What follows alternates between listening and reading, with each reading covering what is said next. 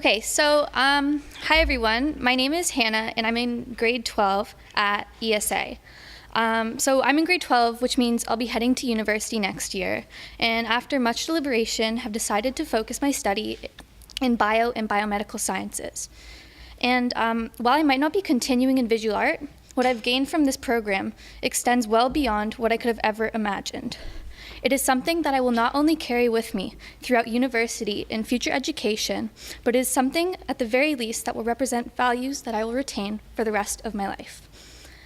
If possible, I hope to not simply retain, but expand by sharing these ideas with you all tonight, much like someone originally shared their ideas with me. Hopefully, if all goes well, you will all take the chance to reflect, make these ideas your own, and then in turn, share with those around you. And through this process, we will not only understand art, but become it.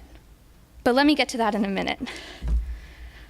Firstly, as many art students in the audience know, the tip of the iceberg of what in the world is art and how do I do it came 2 years ago when our class was collectively taught our first and only lesson. It's not actually our only lesson, I'm just teasing you, Mr. Berry. In this lesson, an initiation into the vast expanse that is art, we were taught that a simple object could explain something as universal as the human condition. After this insight, I did what any teenager involved in an identity crisis and therefore sees themselves at the center of the universe would do, and made a piece all about my own ideas, my own identity, and my own circumstances. I made a piece all about me. So this is what I made.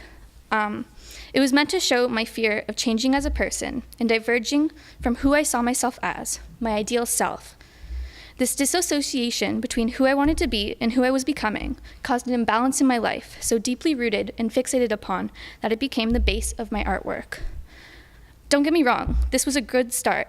I was able to understand that by using a symbol, a shark, with the characteristic feature of never being able to stop swimming, I could clearly convey how I felt through a medium which others would be able to understand and maybe even relate to.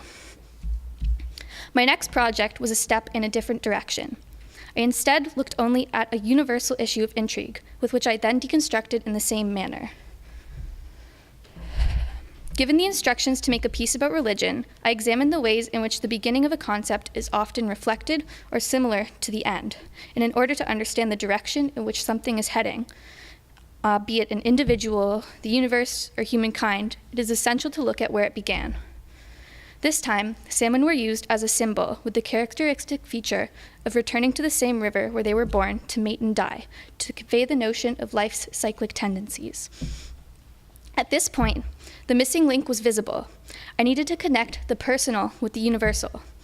How, though, was I supposed to connect these minute personal imbalances to the cycles that dictated religion, philosophy, psychology, biology, history, and the very fabric of the cosmos? My answer, the missing puzzle piece, came in the shape of the unexpected. It came in the shape of my grandmother's. Now, this might seem like quite a jump, but let me explain. Earlier, for my first grade 10 piece, The Inflatable Shark, I mentioned how the base of my artwork was my disassociation between who I wanted to be and who I was becoming.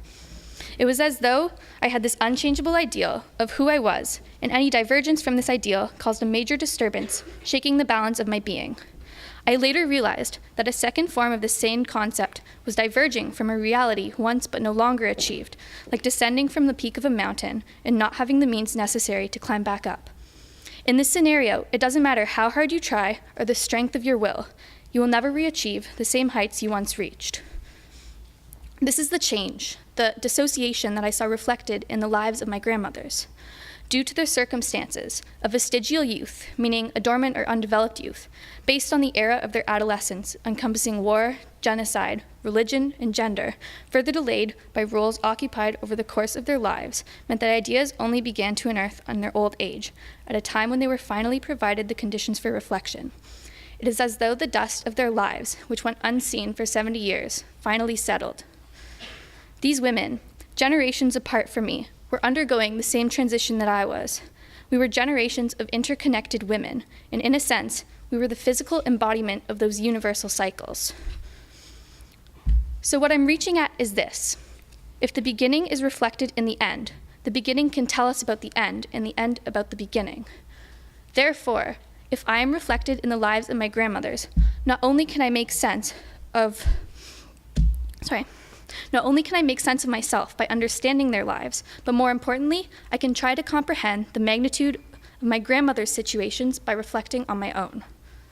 As I begin to comprehend the magnitude of my grandmother's situations, it has become essential that I must understand the lives, ideals, and adversity that may have stripped them of privilege. The following work is meant to acknowledge, inherit, and pass on these ideals to strengthen ties between generations. So this is what I've been looking at and expanding on for the past 2 years. So some of the work I've done is shown above. So in these photos, a fruit's ripening process, exploitation, and availability is meant to deconstruct my grandmother's pathway after World War II.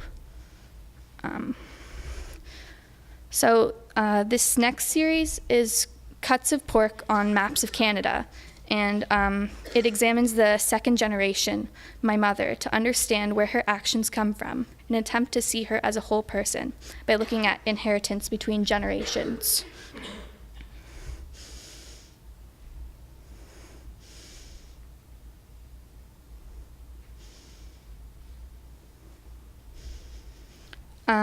This series, a row of 36 trimmed evergreen trees, shows connection and the impact of an imbalance in its ability to spread through a biological lens by representing neurological degeneration associated with aging.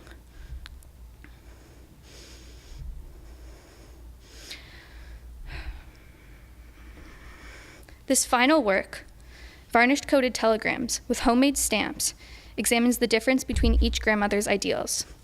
It is not to say that one ideal is greater than the other, or that the adversity they've encountered can even be compared, because that would be unjust. It is instead a method of translation and communication by stating what can never be directly said. It is not possible for me to say, "I'm sorry you're in a home," or "I'm sorry everyone from your past life is gone, and you have no one around you who truly understands what you have faced because they've all passed away," or "I'm sorry you have to be buried alone." This installation and this body of work has brought a sense of closure and purpose to, as a whole, not only better myself and my grandmothers, but those around me as well. So let me rewind a little bit. What was the point of making these connections anyways? What's the point of making art pieces or creating anything at all, instead of just talking and sharing? If there's anything I hope you take away from this talk, it is this.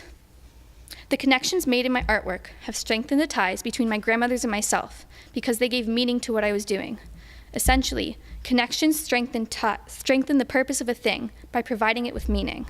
It is in this sense that connections can be drawn from anything. They can exist in the music you listen to, the clothes you wear, the art you make, even the food you eat.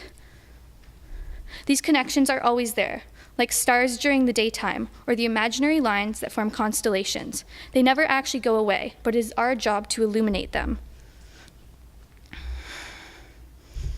Much like a constellation, if these stars represent our ideas and thoughts and all of the information in the universe, and we begin to connect them, we get an image, a bigger picture, in which this bigger picture is a perspective and understanding of humankind in the world around us.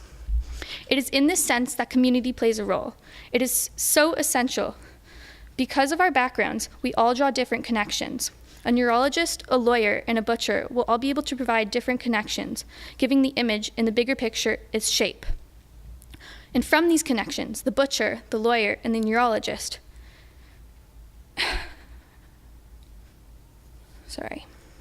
And from these connections, the butcher, the lawyer, and the neurologist share. From the connections that we all share, even more connections can be drawn. As more connections are drawn, and as they continue to branch off further and further, the art piece expands infinitely, just like our universe. At the beginning of this talk, I said that we will all not only understand art, but become it.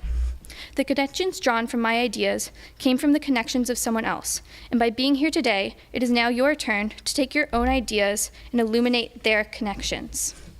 Thank you.